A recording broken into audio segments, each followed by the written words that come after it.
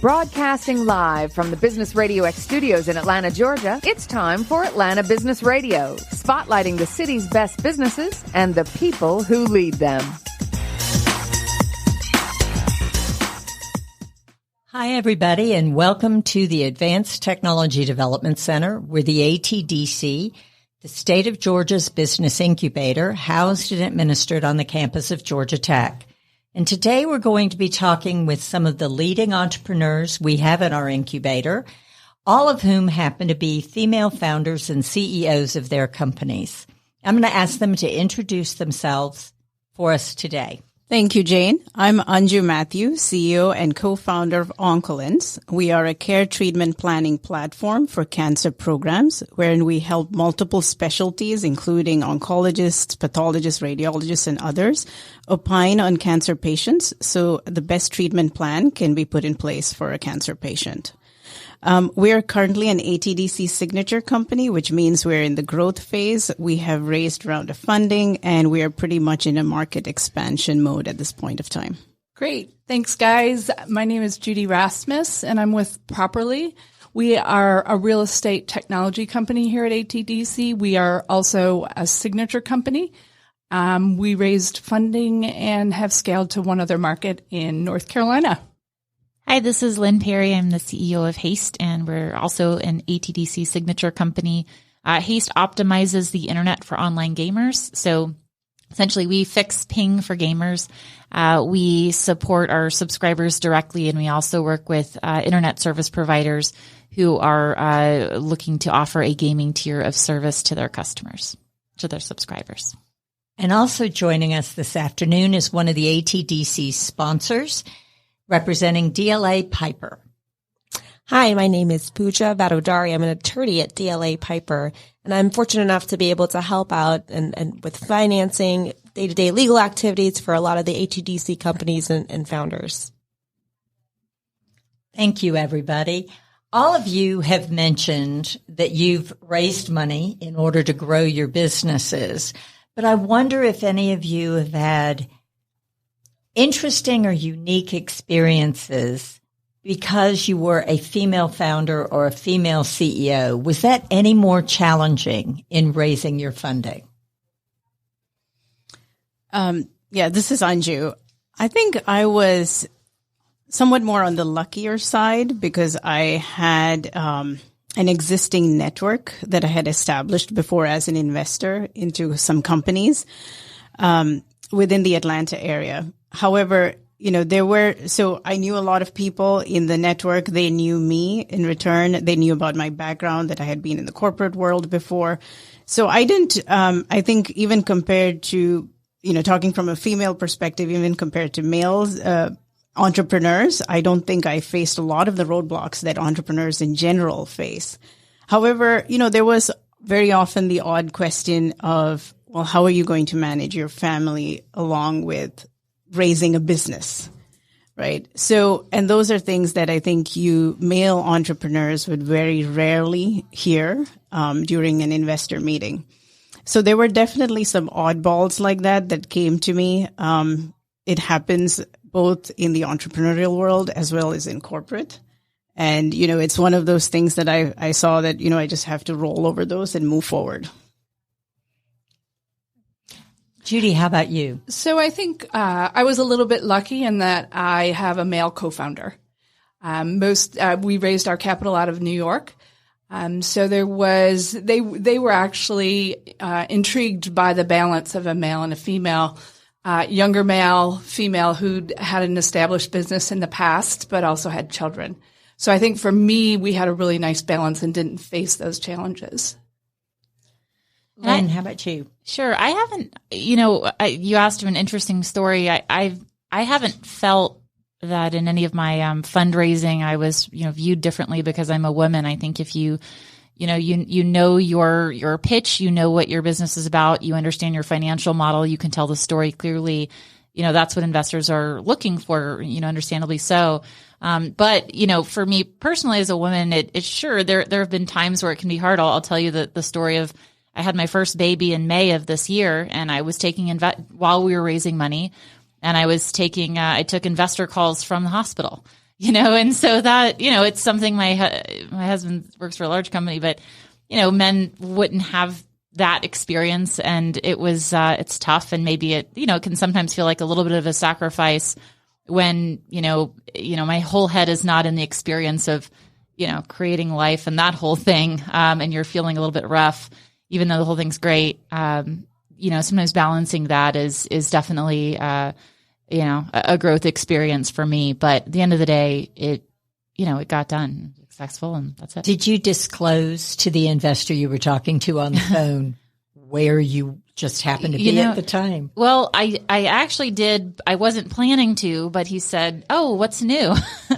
And they all know each other. And they're going to find out one way or another. I have a kid, and they know each other, and they talk because we're all friendly. It's not, there's nothing unusual about that.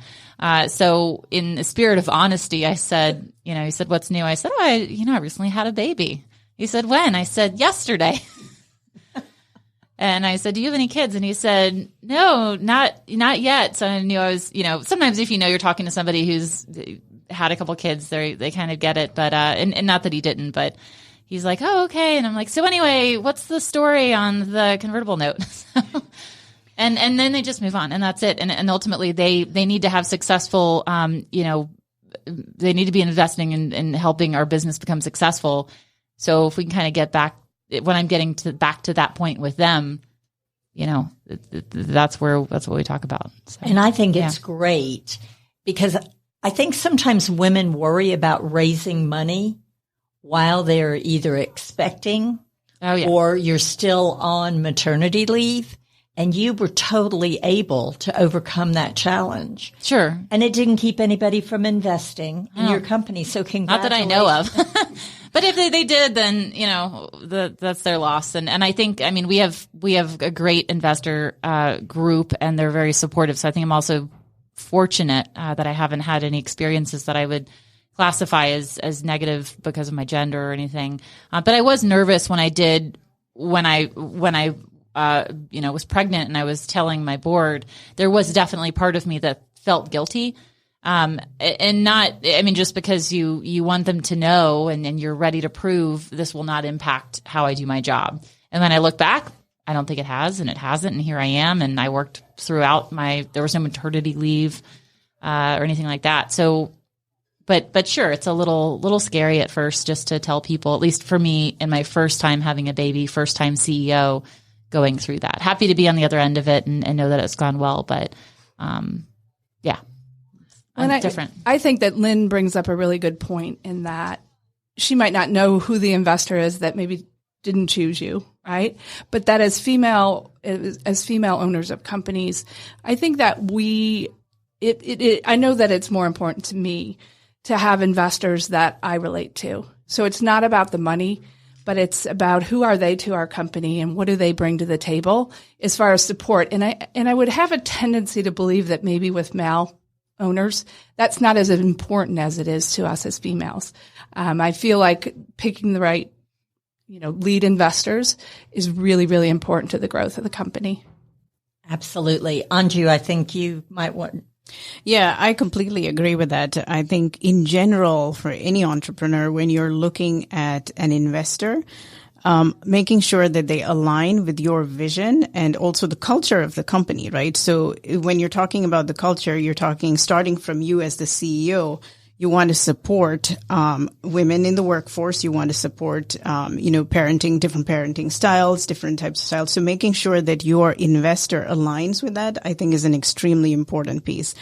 And I just want to add to also what Lynn was saying. In general, what I've seen, and I think this is a good change that's happening. While there are many investors who, in a very subtle way, will turn you down, they're not going to say it's because you're female or something. It's like sometimes they may not even recognize that.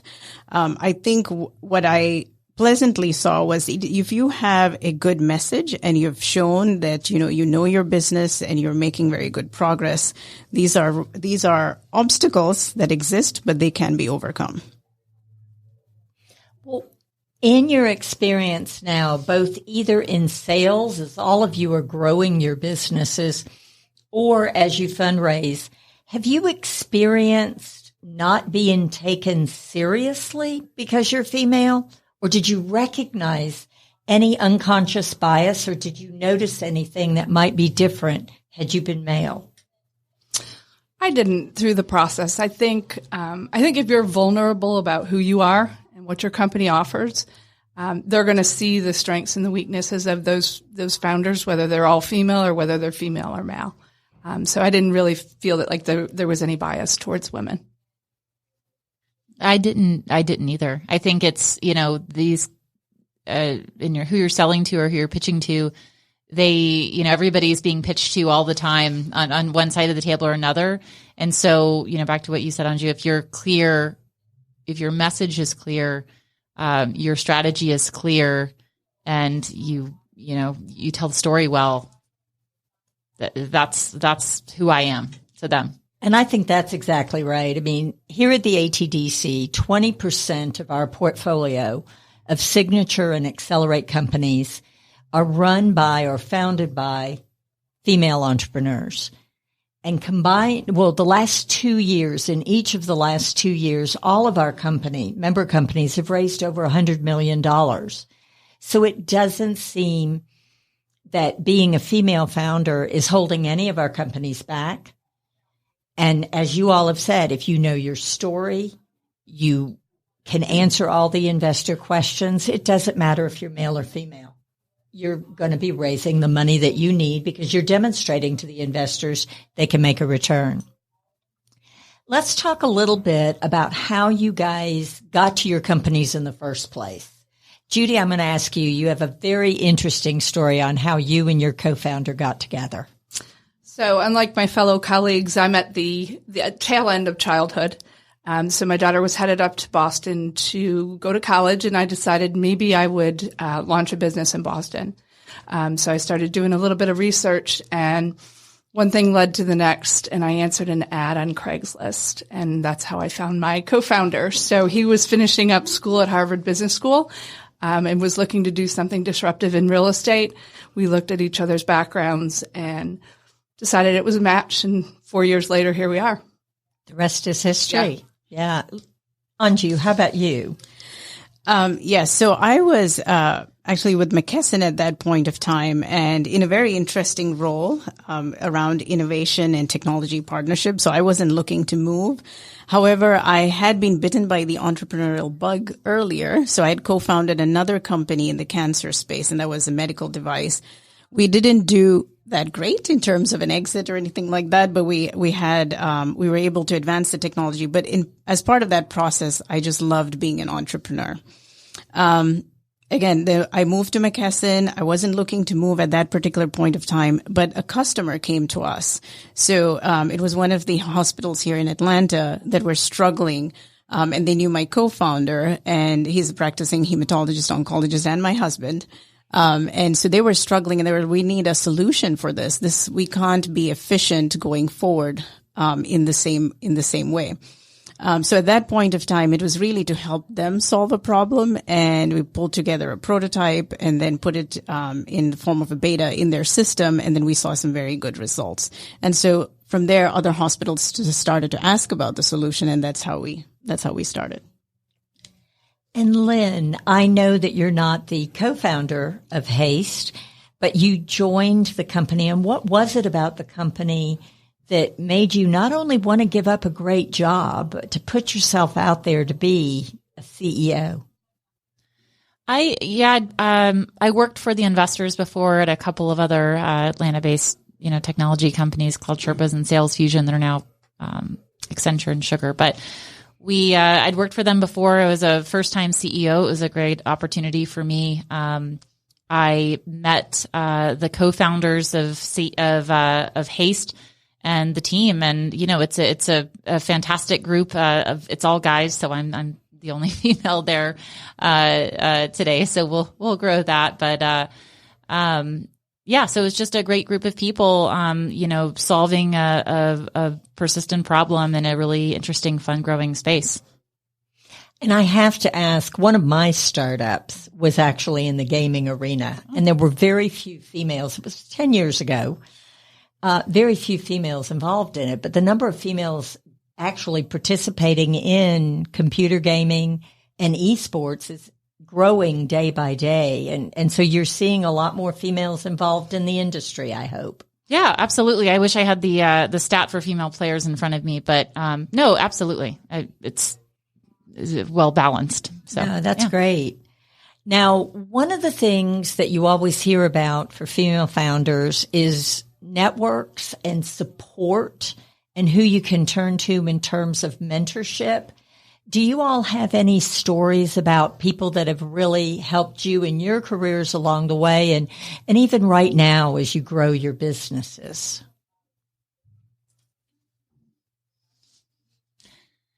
For me, I mean, the and kind of core investors of Haste have been those mentors for me. Some of them have been mentors since well before I joined Haste. So I'm just really fortunate to have a group of investors that are both, financially have been supportive of the business, but also personally mentored me and knew that I was coming in as a first time CEO. And we're obviously supportive through the pregnancy. I don't think they really even noticed. I think they were, oh, you had the baby. So I've had I've had great mentors that are, financial backers of Haste. That's great. I had my own business for 30 years. So I think there's a lot of people, from that industry that supported me in launching this new company. And it's funny that disrupting the real estate side of the business when I owned my own existing real estate company and still do was a challenge, right? I had to find the balance of the clientele that was right on one side of the table and then 100% dedication to the new company and getting somebody else to run my existing company. So I think for me, it really was mentors that were involved in my previous business rather than necessarily the people that we got involved with in the new company. And the support that we get from ATDC too is really something to speak about. Well, thank you for that. Anju, how about you? Yes, I agree. And I think mentorship is very important. Your network is very important in moving your business forward. One is developing its leads into the market. So be it leads into investors, be it leads into customers, having that network and establishing that even maybe before you even start a company, right? While you're thinking about the idea, I think that's a very important part of, making sure that you can build that traction very quickly.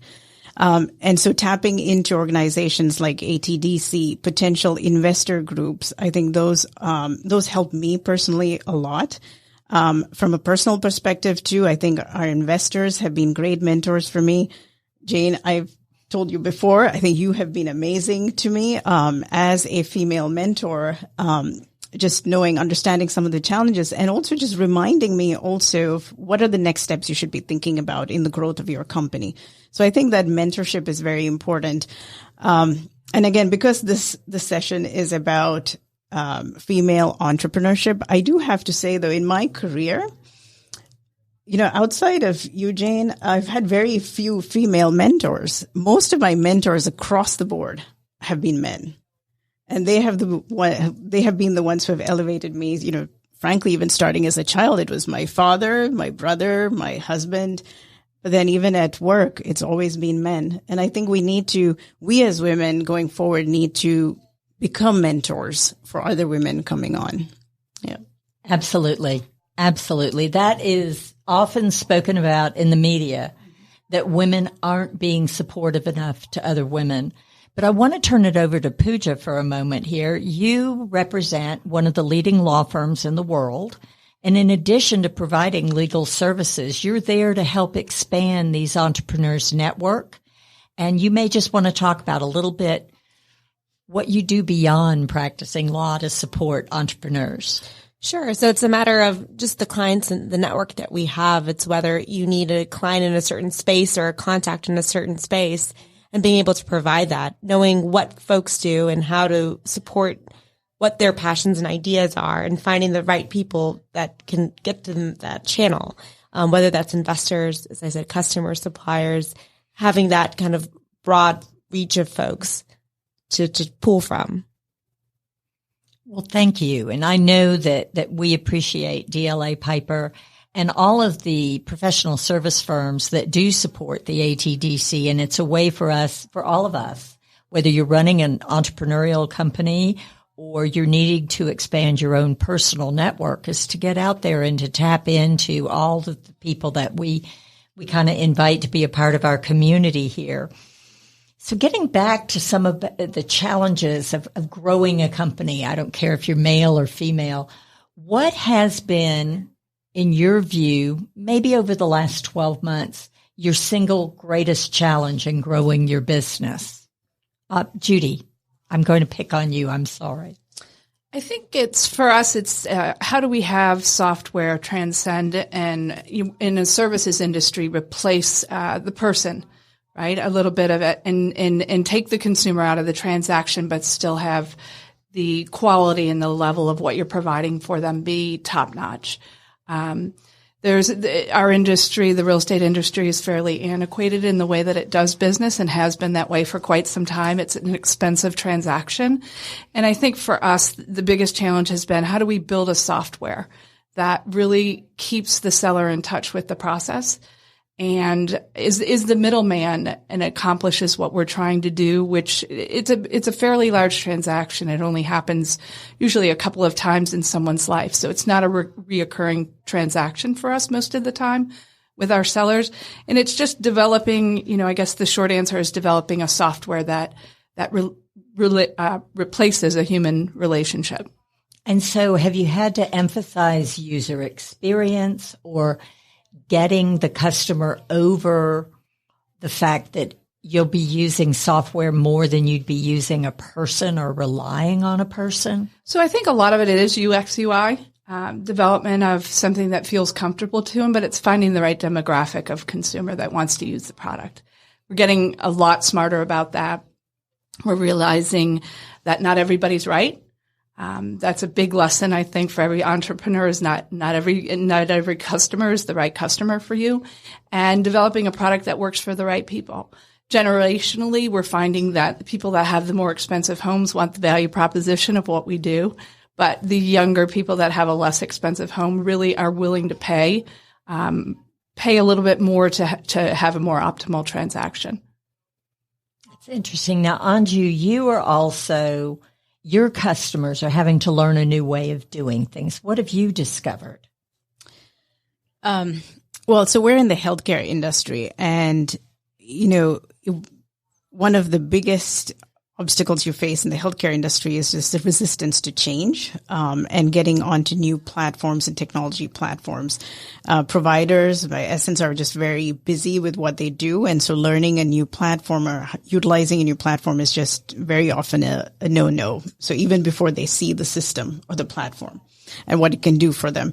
So being able to overcome that mentality, you have to figure out ways of finding, okay, who is a good proponent or a supporter within that health system who sees the benefit of the platform and then becomes your internal supporter, I would say, within the customer. So you have to find healthcare, I think, can be, especially when you're selling to health systems, our challenge has been you can't have a very quick transactional model with our type of platform and what we're selling. It's almost a relationship-based process that we've had to figure out over the past year and make sure and kind of put an engine behind that. Right. And Lynn, have you seen anything, because esports is evolving so quickly? What are you seeing from your customers? And I think our biggest challenge, so we look at ourselves as really gaming as a whole. So esports and the formal competitive esports arenas is an indicator of the growth of gaming, or they feed each other. But we support like the home gamer, right? They're online playing Fortnite, Apex Legends, that kind of thing. For us, I think the biggest challenge is there's so much, as you said, growth in this space that, we could focus on esports. We could focus on, the product we have today, the product that's evolving into our different channels and form factors that Haste can take. And it's the challenge is not being too enticed by all of these opportunities, but remaining laser focused at execution on what we've chosen to accomplish today. while, still looking forward to the future of Haste. We're still a smaller venture-backed, growing business. So, not biting off more than we can chew, but also, having a long-term plan that, has a vision for the future of Haste. Well, I think we're hearing that it doesn't matter if you're male or female. When you're focusing on executing for growth, you have things to do. You have to understand your business. You have to understand your customers and remain laser focused. But I'm curious if when you're out and about socially, are people surprised by what you do? Because in many ways, for a lot of people, you're defying social expectations. I don't think so. I mean, maybe, I think, maybe there's not many female CEOs. And so, I was at my 20-year high school reunion the other day, and I probably was the only one. And so they might have been, it's maybe less common. But I suppose it depends on which social circles. I mean, in my business circles, or, of course, the ATDC community and, things like that. I don't find my gender and my role to be in any way mysterious to anyone. Maybe the gaming piece, because nobody really thought of me as a gamer before, but, that might be part of it. But no, I really think it's more commonly expected, and maybe I'm pleasantly naive, but my outlook on it, I think also, helps shape that. And if they are a little bit surprised, it vanishes pretty quickly, because I think what we keep getting back to, if you know your stuff, I feel like we're past the point where people, but yeah, I mean, I think as Anju said, sometimes there may be a question of how you balance it all. I think I ask myself that. I mean, on this topic, I think what's most interesting is sort of how we process that internally, rather than people's perception of us. I think most people look at me and think, oh, she's got it all. It's how do I, how am I balancing in my head? All right, this is family time. This is work time. This is actual time for sleep, which I hear comes after like 6 months or so. So I think that's really kind of the reconciling of the female thing in my external world. It really doesn't process. It's really all about internally, go, and obviously motherhood's on my mind because of the last few months, being a female and having that role, and then coming here and just switching right over to, the challenges I mentioned before. Well, I think you've articulated it so well, because as females, a lot of times we don't give ourselves a break, and you can't be 100% in everything at all times. So in some points, the family comes first, in other points, business comes first. And I'm also glad you mentioned sleep, because you have to put yourself first occasionally too. And that can be quite challenging to anyone, male or female. So I think you summed it up really well. Judy, you come from an industry that there have been a lot more female entrepreneurs in the real estate industry than in a lot of other industries. So maybe starting your own business in this way wasn't particularly unusual, but I'm curious about how some of your former colleagues feel about adding the technology piece in your industry. So I do have a lot of really close friends in the industry who sit on the retail side of it, and they're curious. They're always asking about what we're building, why we're building it. And I think they see it coming. They're all very supportive. I think we can all be, as female, whether it be real estate agents or brokers, or whether you're a CEO of a real estate company, I think we need to support the changes in any industry goes through. I have a lot of people that work for a company, that's been established here in Atlanta, whether it be Sotheby's or Harry Norman, and they are interested in what we're doing. They're interested in the services that we provide and how it's different from what they do. And I'm sure that there's plenty of clients that need and want what they offer, as well as people need and want what we have. So I think the lesson there for me is I have to be supportive of them continuing on the way that they've done business for a long period of time, and they're very supportive of us and the changes that we're making. Right. And Anju, how about your experience in the healthcare arena? Yeah, I don't think it's specific to healthcare, but I've seen a wide gamut of reactions to what I'm doing today, right? So all the way from people I used to work with before, or like some members of extended family or friends saying, really, why? Why would you leave a nice corporate job and move into entrepreneurship? I don't think a lot of people, and so now on the other side, there are people is like, wow, kudos to you. I mean, you're taking a risk, you're putting a lot at stake, but you're trying to change the world, right? So I've seen a wide variety. I've heard a wide variety of things. Some of the things that do annoy me, I would say, are like, oh, so now you're an entrepreneur, so you can work from home and you have a very flexible schedule. I'm like, yeah, that doesn't happen. That is not the story.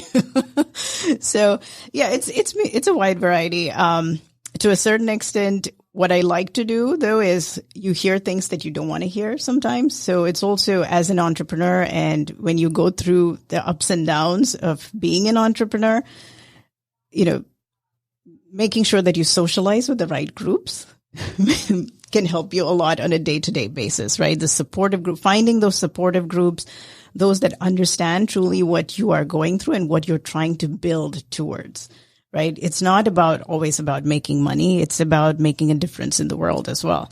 Right? So people who can see that vision and help you get there, I think is very important in the days that are especially tougher in the earlier days. Well, you touched on something there that I wanted to bring up. I mean, as entrepreneurs, you have great days and then unfortunately not so great days. And I'm just curious from all of you how you kind of cope with things not quite going the way you wanted them to do, or how you cope with a failure. It may be a momentary failure, but how are you coping? A few different ways. So one is I call you, so I'm going to bed. I try to ping you, or, it's going back to just reviewing and just taking those few minutes to look back at the successes you've had and the progress you've made in the last year or more. Right. And see, you have actually overcome several bad days, and you've gone to a better side. Right. So just sitting back and just enjoying those moments helps you overcome the bad days. I think part of it is being vulnerable too. And Lynn said, we have to separate work time and family time and carve out spaces in your life that allow you to become stronger and to forget about a bad day, right? And if we don't do that, we don't take the joy that we get from our children and from our families, we don't have the strength, I think, or the creativity to go on and create and do the things that we're trying to do. So making sure that you are, whether it's an hour or a half an hour, giving yourself that time to kind of put away work and forget about it, and you wake up the next day and it'll be a bit better. Yeah, I mean, what these guys said, and going back to carving out space, I still, I teach yoga at a yoga studio on the weekends, and I have for the last 4 years, and I have to maintain that because I need to have, for me, that's my, apart from family and all of that, but that's my anchor to a broader view of how I operate each day and what my purpose is. And the fact that I am not in control of everything, but I can show up fully and have the right energy, for myself, but of course in my role for the team. And, you do your absolute best every day, with a realistic and positive view on where the business is going. And I have full confidence in that effort. And I know that I can't control everything, but I know that, I will, show up with my full self and bring the best energy I can and intelligence and hard work, to the office and outside of the office. So I have to have something that is a way to lock into that way of being. And for me, that's what it is. And I've realized that it's also important to remind ourselves that we can't be 100% at everything every day. There's going to be things that we're doing 100% that day and other things that kind of have to fall by the wayside. But it's kind of having that balance, and it's what, reminding yourself of the successes of that day, of that month, of that year, whatever period, and then going from there. I was going to ask you, because you are a corporate attorney, and that comes with its share of successes and its share of failures too. So I think you're being able to relate to how each of these women find that moment in their day to give themselves a break and focus on what can be positive from things, I think is really good. One of the things that women aren't very good at is bragging about their accomplishments and really owning your accomplishments. And if you, with your business that you guys are running today, could single out one or two of the things you're most proud of having achieved thus far in the growth of your business, think about what those could be. I know, Judy, I hate to put you on the spot, but if you won't mind highlighting some of the things you're most proud of. All right, so we'll talk about being vulnerable then. I started this company in the middle of a divorce, right? So it was a hard time. I had an existing business, and part of healing from that for me was challenging myself again. And so I went out and created this business, found somebody to run my existing business, and it was a growth period for me. It was something that was healing. I think that was probably the biggest thing that I have accomplished, short of where the company is right now and what we're doing, was taking that leap of faith and saying, this is going to help you get better. This is going to be a good thing for you to do from a challenging standpoint. Wow. Thank you for sharing that. Yeah, I think for me, there's a couple of things. One is having the ability to create an amazing team. And I think I consider that, I sometimes I look at the team and I say, I think we've pulled together a great team, both an investor team as well as employees within the company.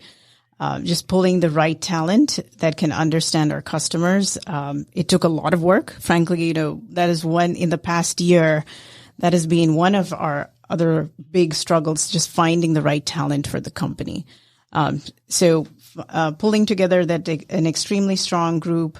And the second piece that I just enjoy completely when I hear that is when our customers come back to us and say, you've built an amazing solution. And I take pride in that because I was the first one who designed it. I know where the faults are, but yes, I do take pride in the fact that I was able to build something that people think are really cool.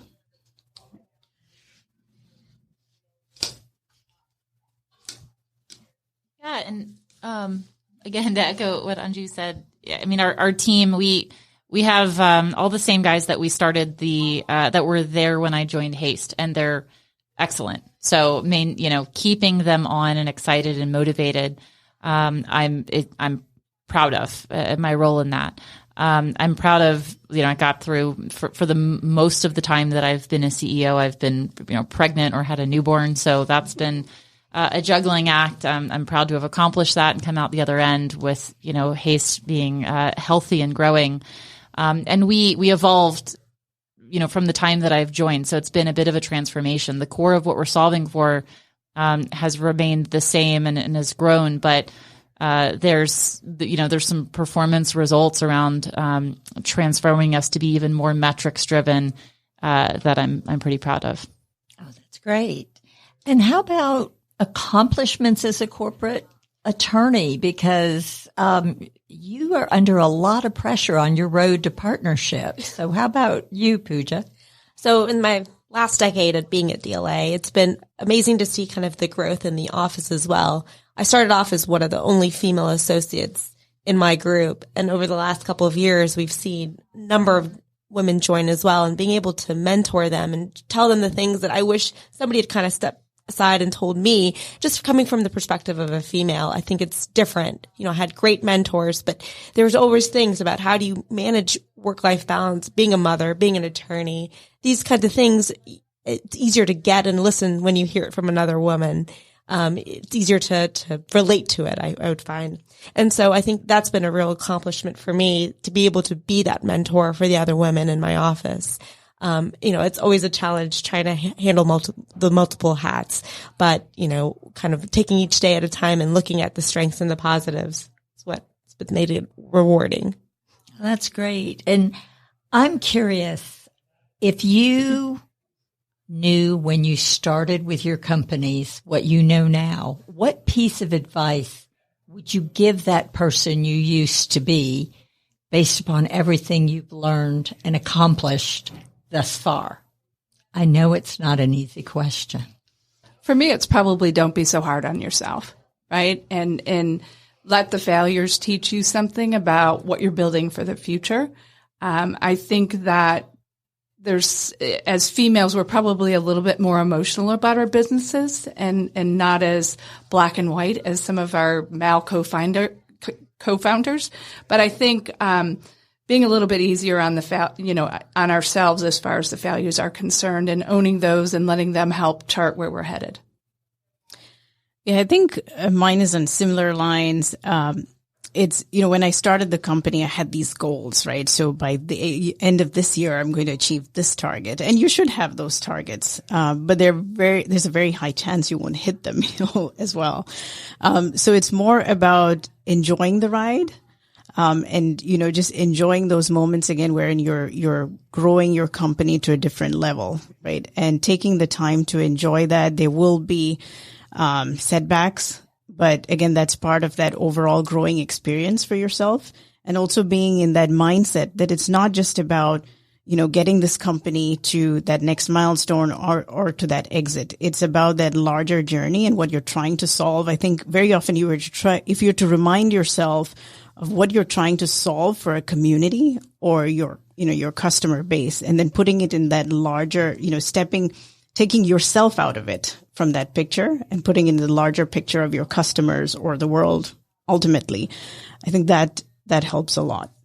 Yeah, I echo what these guys say. I mean, I think don't be so hard on yourself is a great point. I maybe even move faster on. I wouldn't change the choices that I've made. I would have moved even faster on them.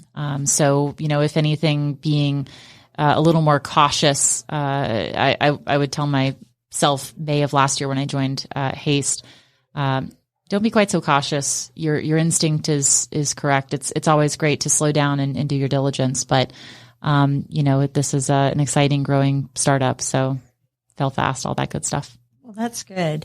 Well, I want to thank you all for joining us today. I mean, some of the takeaways I have from the conversation is that it's not about work-life balance. It's about allowing yourself to put things at a priority in the moment.